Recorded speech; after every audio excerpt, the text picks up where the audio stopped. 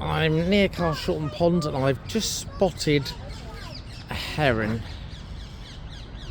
just standing there. There he is. I'm not going to go too near, I don't want to frighten. Yeah. But yeah, they're very still when they're hunting. Alright, it's moving a bit. You can see how long the beak is there.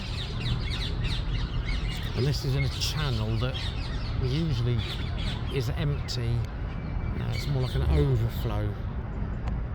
And yeah, it's full at the moment because it's been raining a lot recently. As you can see down here,